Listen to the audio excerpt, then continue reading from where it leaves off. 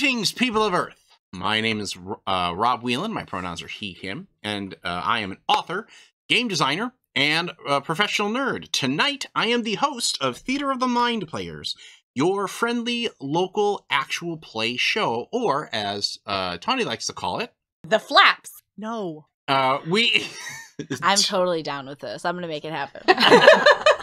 Tonight, we are playing City of Mist by Son of Oak Game Studio. It is a game of ordinary people with legendary powers. If you haven't already, go check out our one-shot called The Pied Goodbye, where we played this game already once, but we have elected to bring it to a full season, so you're going to see 15 episodes of this show. I had to do some quick math there. And we're very excited to bring it to you. And for those of you who are may have noticed, if you're watching our VOD, and for those who are on podcast, we have a full house here. So in addition to our usual complement of fantastic players and performers, we also have a very special guest star who we always love having at our table. That, of course, would be Tony Cheek. Thank you so much, Tony, for deigning to return to us, even though we've insulted you in front of and behind your back. The bribes help. I am, of course, referring to our first mind player. She'll introduce herself in just a moment. So what I'd like for everybody to do is to tell us who you are, the character that you're playing, both in their logos, which is their normal life, and their mythos, which is the legend that they have become connected to. And tell us why you were excited to bring this game to series. Because we don't always do that, but we were kicking some things around. And I'll go first.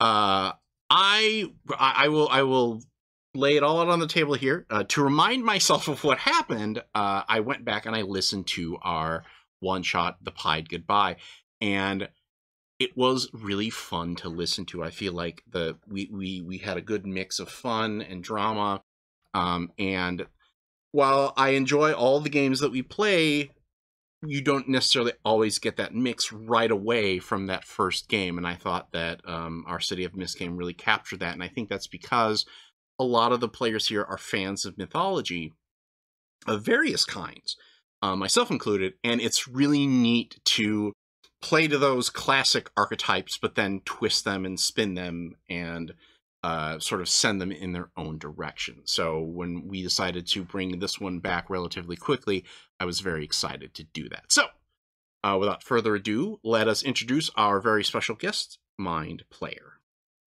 Hi, my name is Jenny Higgins, she, her. I am a maker of animations and a brewer of large quantities of beer. Drinker of large quantities of beer. You consume what you create. Exactly. Otherwise, exactly. how do you know whether it's good or not? I gotta know it's good. It's all about quality control. And similar to what Rob was saying, one of the reasons I was excited. I'm sorry. I'm sorry. Okay. A secret. No. I will be playing the mythos of Cassandra, who was gifted with the prophecy in Greek mythology. And what is your logos? My logos is Dorothy Troy. She is a investigative journalist, and the So good. and the item, the way that she receives her gift of prophecy is through an old Underwood typewriter. It's kind of her millstone. The thing that made me excited about bringing this to series is I grew up reading everything in that section of the library when I was a kid, and I like dropping those characters into modern situations. I had seen that there's Dan Harmon has a series where they're bringing historical people back from whenever, and I think it's the Beethoven episode where they put him in a car and all he does is scream because of how fast they're going. And that's usually the thing that gets glossed over when you drop somebody. They easily learn how to use an escalator, but I think there'd be a little more screaming involved. All right, let's go on to our next mind player. Hello, I'm Tony Cheek, he, him. I am playing Robin Parker, who is a young man who enjoys. He's part of a Little League team. He's an orphan. He's adopted. He's not completely entirely gelling with his adoptive family, so he usually just kind of goes off on his own and wanders and hangs out with the other kids. His mythos is Peter Pan, the boy who never grew up. And the reason that I was excited to play this is I've been actually pitching this game for a long time, and the reason was being the idea of taking anybody, be it from mythology or from literature or what have you, and just making like them part of your character. That idea of character creation was really fun to me, and I really wanted to try it.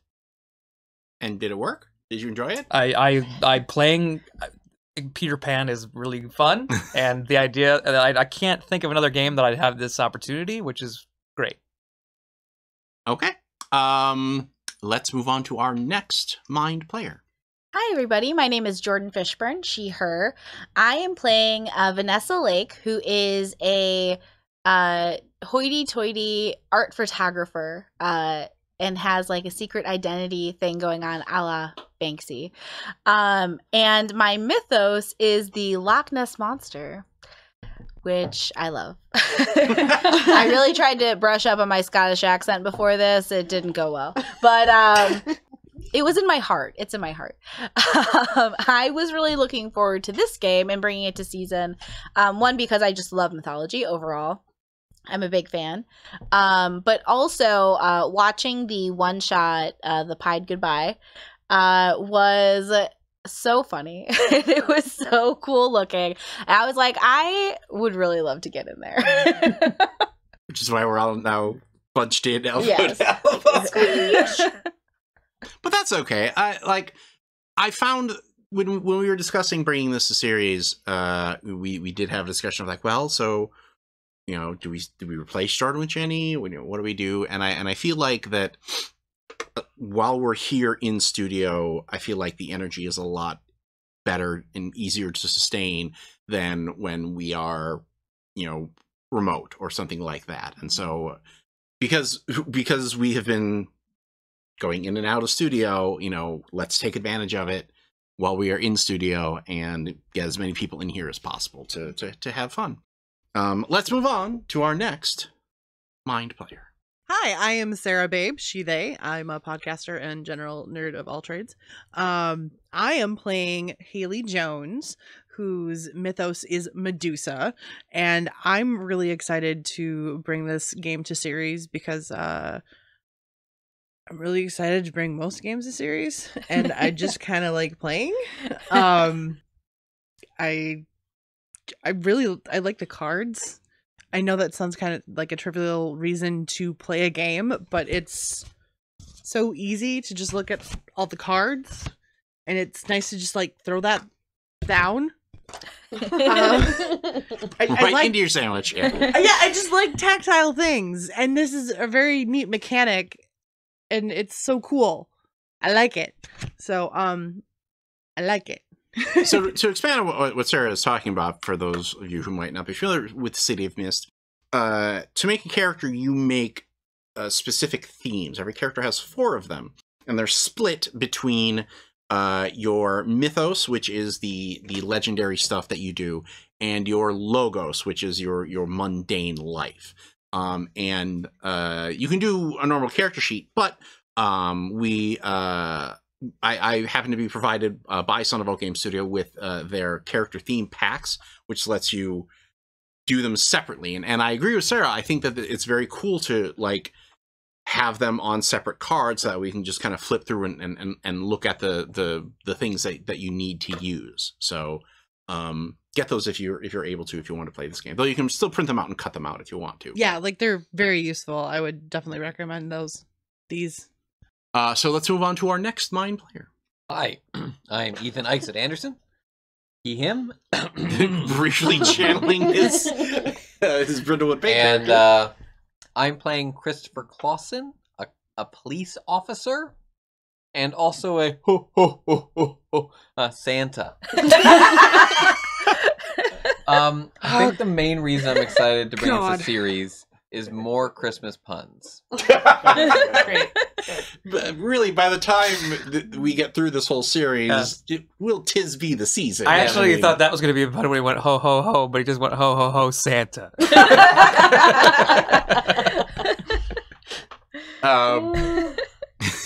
Yes, one of the things that really stood out to me was like we just came off of Delta Green, and Delta Green is one of our favorite shows. We love it to death, but it is very dark and very hard, and this is going to be lighter. It's not going to quite we're not going to turn into the Adventure Zone or anything, but this is built to I think balance out the humor aspect of hanging out with friends and playing a game with the storytelling aspect of it. Hashtag trash bed. And finally, let us introduce our last mind player right after I throw a curveball at her. Trash bed. Hi, I'm Tawny P. Thompson, she, hers, actor and fight choreographer here in Milwaukee. And I am playing Tawny Barnes, aka DJ Night Owl. And my mythos is, I have written here, owls, bitches. Because it's just the mythology of owls from many different cultures. And I was so excited to bring this one to series. So this was one that we've been chewing over since 2020. We were supposed to play it in 2020 and it fell victim to all of that. And we just kept coming back to the idea so many times. Wait, who are you?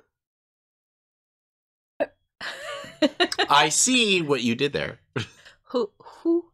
Anyhow, when we finally got into the one shot, I think we were all just so excited that the story and the side characters and everything just kept building and building and building, and we started getting all of these really neat backstories building in, even though it was only going to be a one shot. Yeah, and it just felt bigger than a one shot, even just in that one episode, or 3 episodes, I guess. So yeah. And Tawny often says this about her characters because she does go into deep character creation for everything, like she goes hard. But I feel like that was a sentiment that everybody had a little bit of yes, I want to continue exploring this character, and that's one of the strengths and weaknesses of this format is when you we've been doing this long enough that I feel like we now are at a point now where I think we're very good at picking games that we would like to continue no matter what. So that's, the fact that we're able to do that is very exciting to us. So now that we've talked about the game, let's talk about how we start. And how we start is a monologue. Now, because this is a game that mixes fantasy, mythology, film noir, and superheroes, they recommend starting off each game with a scene-setting monologue. Now, it was a dark and stormy night. Now, once upon a midnight dreary. We're a little extra here, so if you want to check out our season 0.5 recording, which is available to our friends of Patreon, you'll know that I asked each of the players to basically set up what their arc is for the season. And so each player will have a spotlight episode, which kind of focuses the main story on their stuff. And that character is going to be the one who has the monologue that opens up the session, which means that tonight, our monologue belongs to Miss Dorothy Troy. So if you would be so kind, Dorothy. Prophecy. You may think you want to know your future. You might think you can prepare for the worst. You might think you can pick the right lane to easy street. But you can't. Prophecy is an itch you can't scratch. I wish I could describe how it feels when my typewriter starts moving. It's a little scary, a little sexy, but I know that something is happening in this city. Lately, I've been asking the damn machine some questions of my own. Like, what was that poor-pied bastard thinking? Why did he put all of those children in danger, and why can't I shake this feeling that he might be a little bit right? The answers? More questions about the city. Questions about the smooth parts that only people like me notice. Places like City Center 1, a forbidden tower at the heart of the place. Maybe it's where the answers to these questions in my head live. And then this morning, one more question I never expected to ask myself. Who stole my damn typewriter? And we, so as the monologue is in, I think it's a shot of Dot's desk at the newspaper, the Daily Herald, and it zooms in as she's speaking, and just before she hits that button line of "Who stole my damn typewriter," it gets pulled out of frame. And like 5 seconds later, Dot comes walking in to her office. What did you get for lunch? Oh, I got a pita. Well, I just want to know what landed on the floor when you saw that your typewriter was missing. Oh my gosh, it's some falafel and tzatziki, and somebody is going to step on that and slide in it, and it's probably going to be me. Do you want ants? Because that has to get ants. So, obviously, there are only the only people who understand the importance of this thing are the people at this table. Whom do you call first? Who's your buddy? Who's your pal? Who's my pal?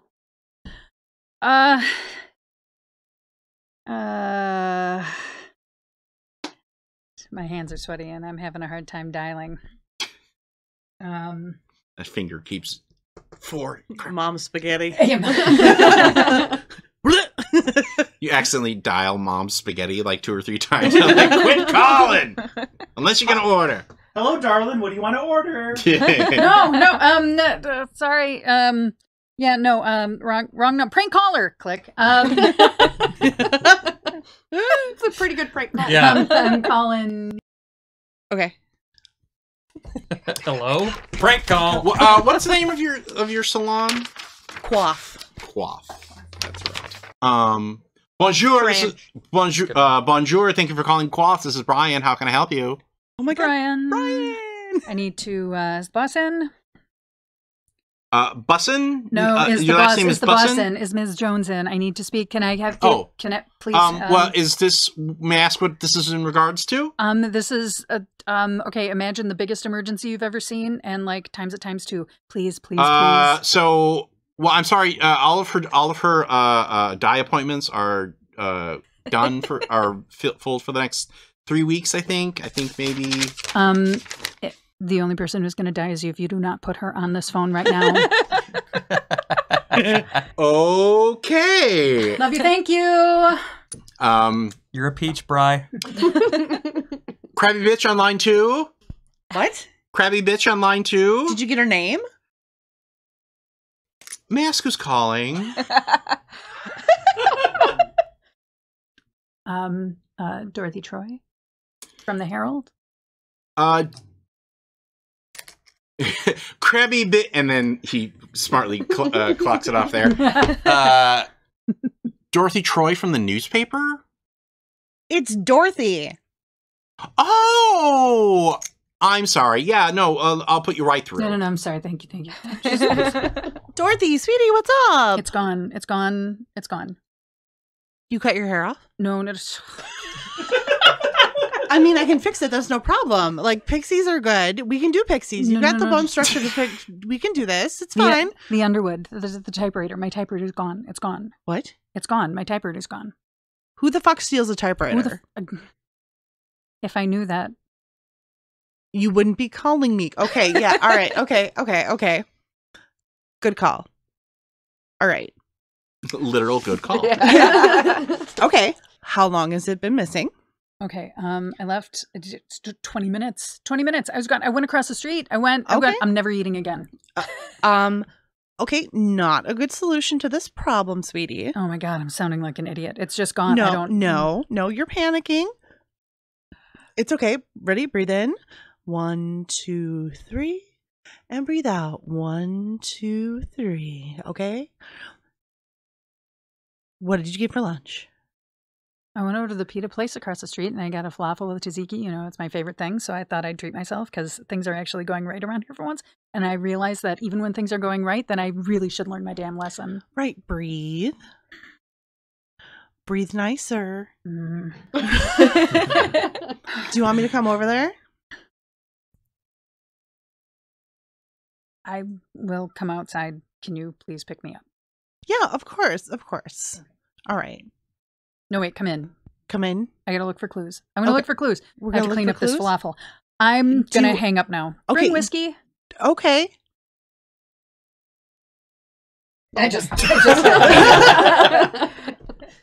So I'm assuming that you call the rest of the gang. I'll at least call the actual police officer. The actual police officer. Right. And like while I'm getting him, I'll call everybody else. Okay. So like we'll be the first ones. Okay. So are you looking for clues? I am. Okay. So that means that you are making the investigate move. Now, the way that these moves work in City of Mist, if you've listened to a lot of our shows before, you will know that we've played a lot of games that are called Powered by the Apocalypse. And what that means is when a player does something, they roll 2d6, they add a thing, and depending on what they roll, that determines how the thing goes narratively for them. If they roll a 10 or better, usually that means that they do the thing, and they probably do it well. They might even get some bonus stuff. If they roll 6 or less, that means that there's a problem, and I get to sort of steer the story towards complications and challenges. And if they roll 7 to 9, that means that they get a little bit, but I also get a little bit. So maybe they get the thing, but there's a complication, or they burn up a resource or something like that. This game uses a system that is inspired by that. And what that means is Jenny is going to choose tags on her character that she thinks will apply to this role here. So what of your character tags do you think fit? I have a tag of investigate, as luck would have it. As an investigative reporter, that's probably a good one to have. Cool. Took the right class. There you go. Yeah. Yes. In a game of mysteries, playing somebody who investigates mysteries is totally overpowered. Are there any other tags that you think would fit your character, would fit this situation? Well, I may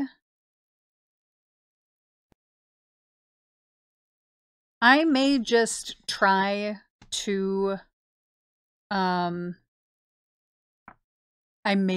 to use investigate. Investigate it. Okay. Could I also use?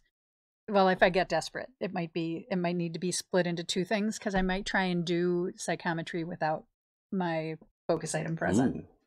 That does sound scary. I just put my hands on the desk where it was and just like. Can you use a weakness tag? Does that help you do anything? A weakness tag generally means that you subtract. Okay. Do you have any weakness tags that you think apply here? Like, do you have anything like easily rattled or I will die without my typewriter or anything like that. I get overwhelmed and I sound like a crazy person.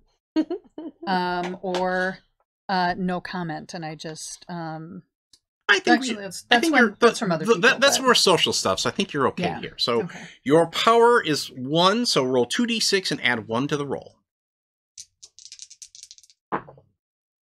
That's 13. Nice. All right. Holla. You want this thing to come home. I hate it, but I love it.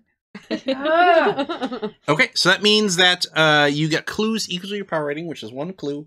You can spend those clues to ask about the subject of the investigation, and they must either give you a straight answer or a solid lead. So, what is your one question that you are able to figure out before Haley gets here? Who was in my office?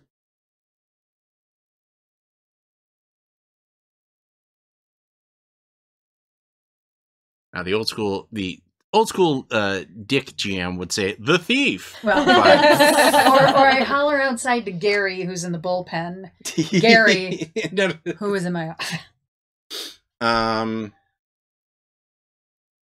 So we'll answer this way. Gary is like, "Well, I didn't see anybody go into your office. I mean, we all know that we're not supposed to go into her office, right? Yeah, ain't no one goes to her office.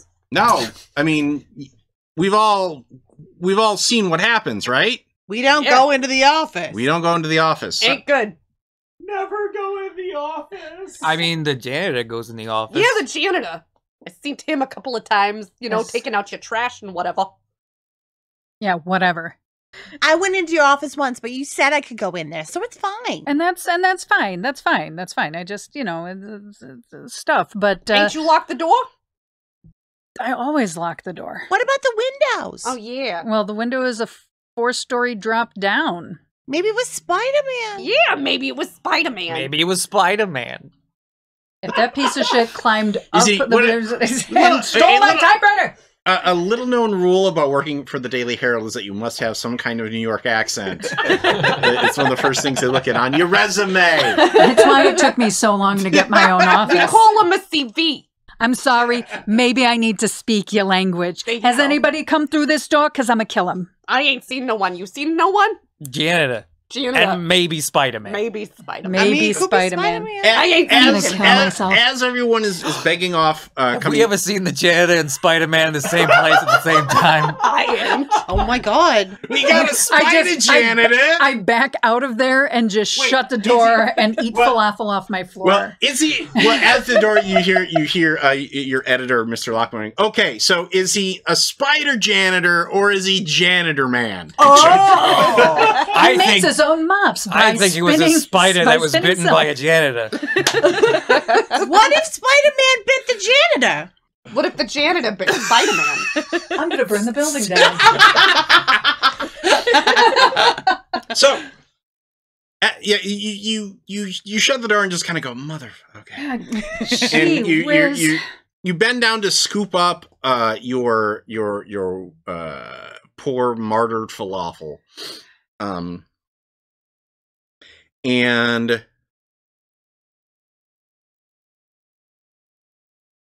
something that one of the bullpen said strikes you. Spider-Man. Look at all these spiders. No, the window. We got a bug problem. It is open. Like, funny, I didn't leave the window open. Yeah, you didn't. You would never leave you wouldn't leave the window open. And it's open like a good 6 inches. And as you approach the window, you also see. It was a tiny Spider-Man. You also see was Ant-Man, but with 8 legs. Ooh. Spider-Man. As you were going to have a big post-credit scene where we create talking Spider about a rack man.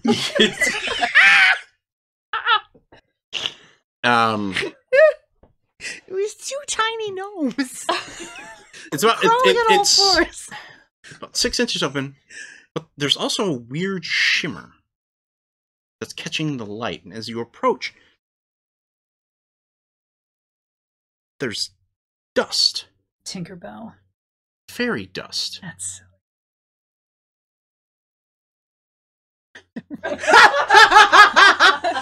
For anybody who's Fairy listening to the podcast, she rubbed it and rubbed it on her. You start to levitate about like 6 inches. Water. Actually, it does look like the fairy dust that Robin uses.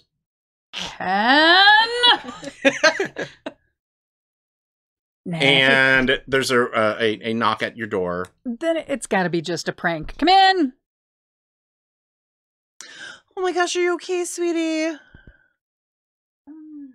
I've been better. Don't step in that. Haley and Officer Clauson have arrived. Hello. Hi. I thought I'd bring like for evidence and stuff, And maybe yeah, I'm freaked out about it, but I just found a clue, and I think maybe hopefully we can just put this in the realm of a prank, because check the sill. The window was open. I never leave the window open. City's got smells. But check the dust. Yeah, well, you can check the dust. Are any of you looking for any clues other than that? I would love to look for some clues. I mean, I sure could look for clues somehow. Okay, let's start with the actual detective. What do you have for tags that you think can work here?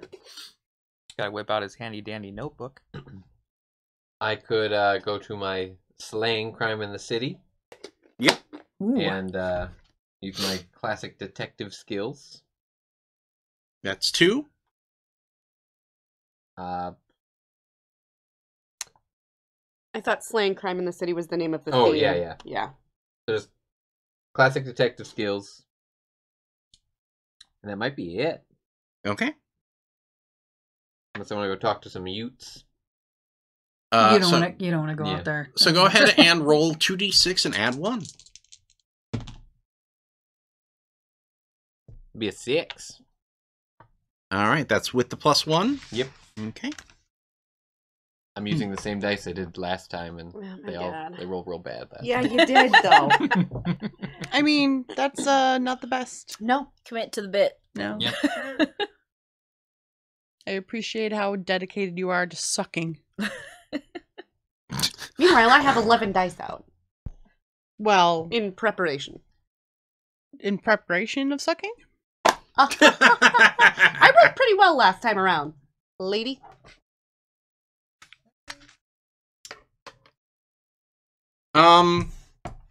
So Tensions are high here at Washington.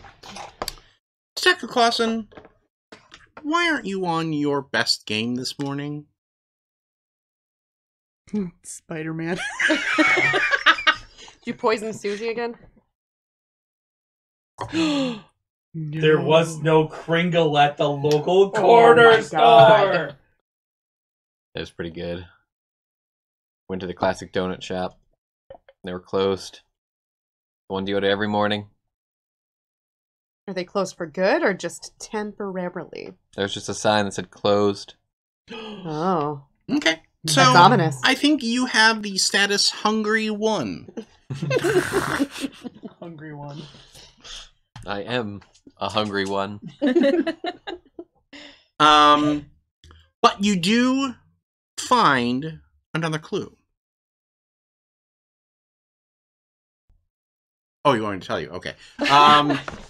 Wow. Yes. Dick.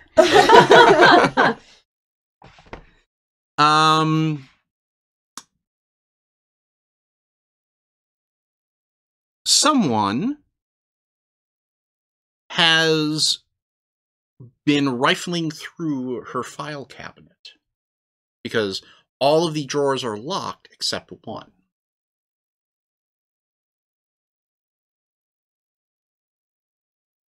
Holly sticks. Is that like fiddlesticks? Is that what? When was the last time you looked through your filing cabinet? Today I create content. I didn't have anything to put in there yet, so they should all be locked. What good thing one isn't? What? Narrows down the suspects. Which one's open? It's the one where you have all of the information on the risks that you know. Oh, Jesus.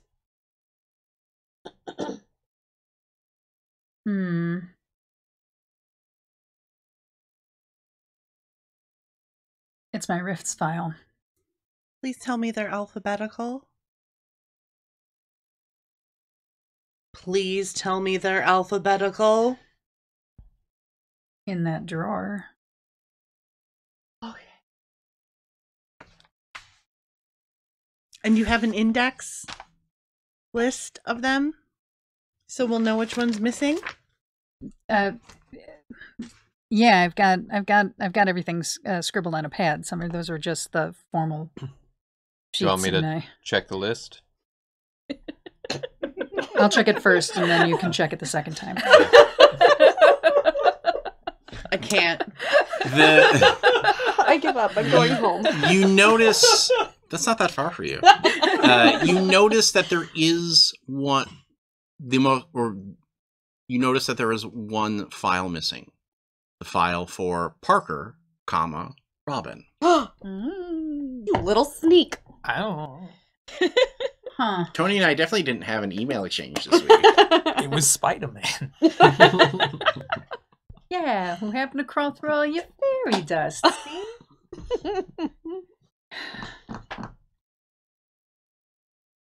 It's Parker's file. Anyone know where he's at?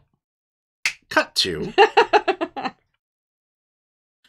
How are the two of you getting to the Daily Herald office? Because Haley did call you in to help with the investigation. I'm guessing you don't drive, son.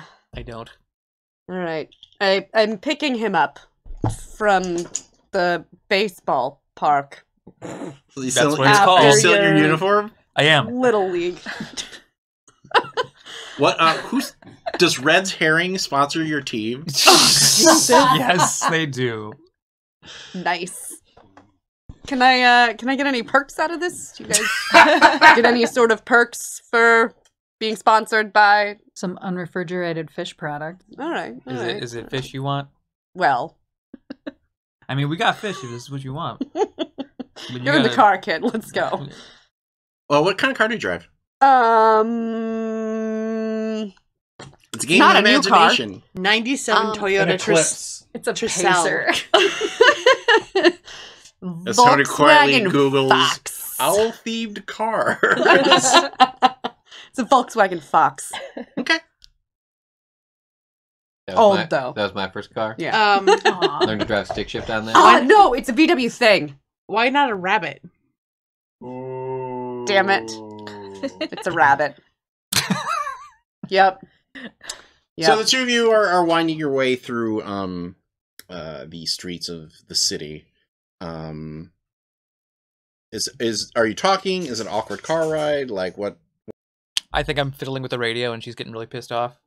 Do you turn on Huey and Muey? Huey and Muey in the I city? do. Do you listen to these guys? I love them. You know, kid? I like when they make the fart noises. Oh, God. Yeah, man. You ever been to the fart museum? It's pretty great. Oh yeah. No, I love it. Okay. Oh, you know what? My favorite part is Your favorite fart? You mean? when Abraham Lincoln says 77. All right, so turning the dial. I get enough of that at freaking 4 a.m. Thank you. Oh, you're that big of a fan. Their show is right after mine, kid. Okay, so you're a huge fan. No. Okay. Well, how's your little league team doing? We're doing great. We won. Great. Congrats. Good. Yeah, glad to hear it. Mm-hmm. Now, normally, when you get to the Herald, you basically park in the alleyway because otherwise you either got to pay or you got to circle the block and blah, blah. But you park in the alleyway behind the building, it's not a problem. Except this time, it's a problem. Because there is a big black Buick that's like as wide as the alleyway parked in the back of the building. What a bunch of assholes. Taking up the whole alleyway. My window's definitely down, and I'm saying this very loudly. There's nobody in the car. Oh. Well, never mind then. Kid, how do you feel about popping off some hubcaps? Wouldn't be my first time. We pop off some hubcaps and hide them before we go inside. Okay. As you go to the rear wheels, you notice that the trunk is ever slightly open. I open it. The rest of the way? Bad vibes, bad vibes! Hey, kid, you want to see a dead body? But I do it carefully. Okay. Dude, you get... Did you not see Goodfellas? No, she didn't. This whole car's probably mimic. Don't be a mimic. Don't be a mimic. Don't be a mimic. Don't be a mimic. So there is a dead body in good, great, yes. in the trunk. Hey, kid, go over there. There wasn't going to be, but you made this happen. Prophecy. Yes, I will unquestionably just wander over there. Please do. Into traffic, preferably. Yeah. Okay, now there's two dead bodies in this car. He's like the trunk is big enough that he's able to like lie fully. That's why I love Buicks. His arms are crossed. He's wearing a black suit, white shirt, black tie, like straight out of the Blues Brothers. Except he has brightly orange colored hair and a smile on his face. Do I recognize him? No. Wait. Does he have any sort of identifying? Does he have a wallet? Are you? It sounds like you're trying to investigate here. I guess I am.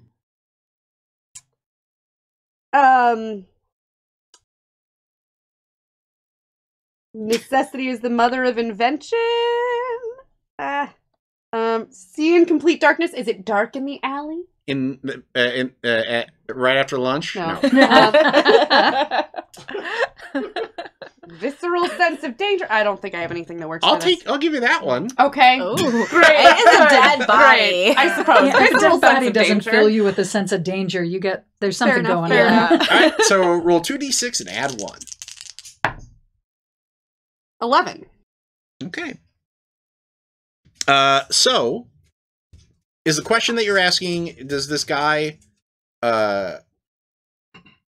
what question are you asking? Does this guy have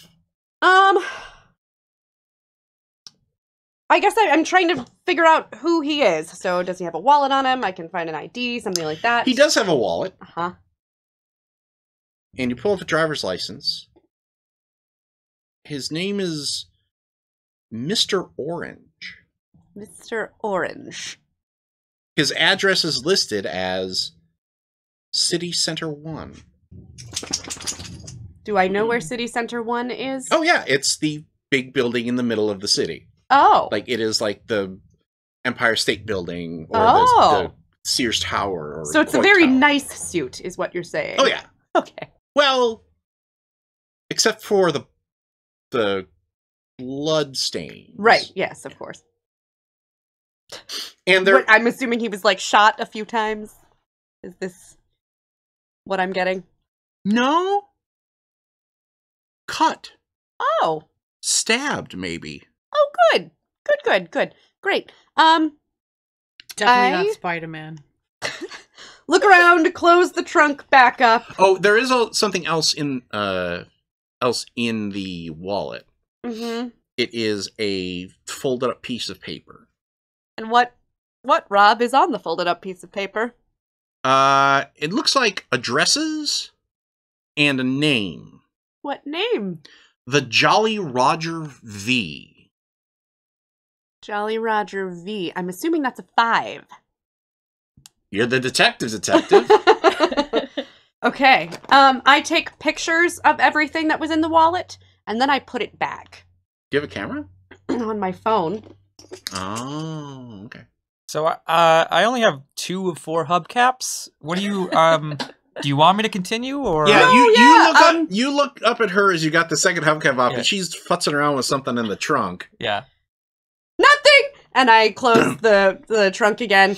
It's fine, kid. Everything's fine. Maybe let's put those hubcaps back really quick. You want me to put them back? Yeah, we're gonna put them back. Okay. Yeah. But seems fast though. You do one, I do the other. Let's go. Counterproductive, but cut to the office. Do you have a phone in your office? Yes. Okay. It rings. Well, it never rings, but yeah, you're like, who has this number? Nobody. I don't even have cards yet. Hello? Hello. Is this Dorothy Troy? Speaking.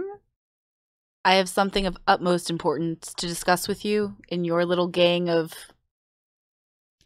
misty detectives.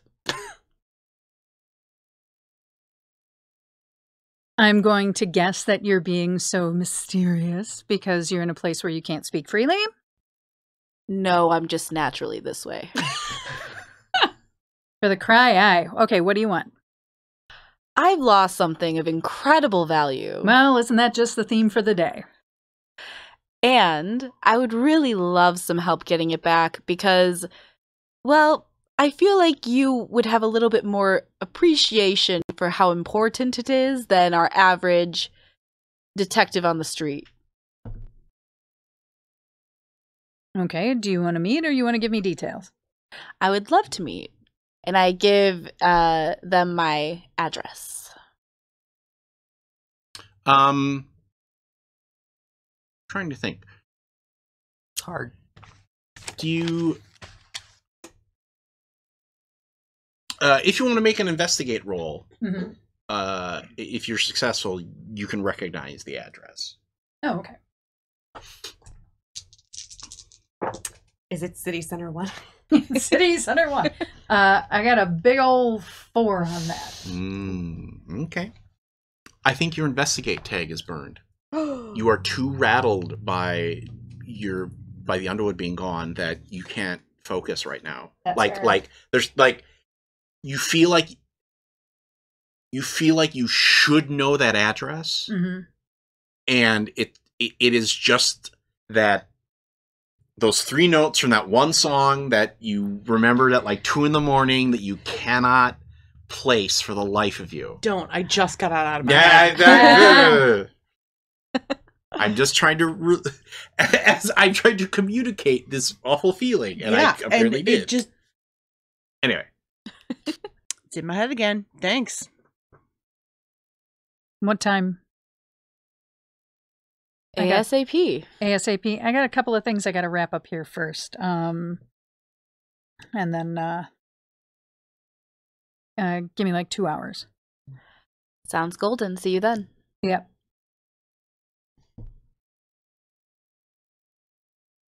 Describe yourself and your scene, Jordan. And talk slowly. Yeah. There is. Really, don't we need to get these 2 to the office? We'll get there. Yeah. There is a dimly lit room, very large, kind of ridiculously large, and a pretentious telephone stand with a rotary phone. And is it one of the old like? Oh yeah. Okay, where you hold the speaker and the thing into your ear. I hate you. I love it. And you see a hand delicately place the speaker back into the little holder. And compared to the opulence of the room, there is a wide, tall woman with her hair in a messy bun and a ratty hoodie and beat up jeans and some torn up sneakers. She just collapses into the chair right next to that telephone stand and just goes, "That damn flute." And that is where we end our episode tonight. Please join us next week for the continuing our first let me try that again. Please join us next week as we continue our second mystery in the City of Mist. But until then, this is Tawny P. Thompson, Ethan Exit Anderson, Sarah Babe, Jordan Fishburne, Tony Cheek, Jenny Higgins. And as always, our Lord of the Board, Brad Davies. We'll see you next week, but until then, just remember, repeat to yourself, it's only a game. I should really just relax.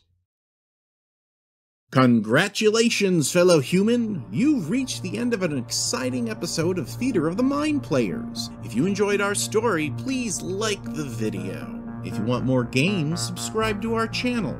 Attack the bell for notifications on new posts. If you liked the episode, please tell us what you enjoyed the most in the comments. If you loved the episode, consider joining our Patreon. You'll get access to special shows, session zeros, and help us determine what we play on the show. We love our friends of Pat Rayon, and we hope to see you there.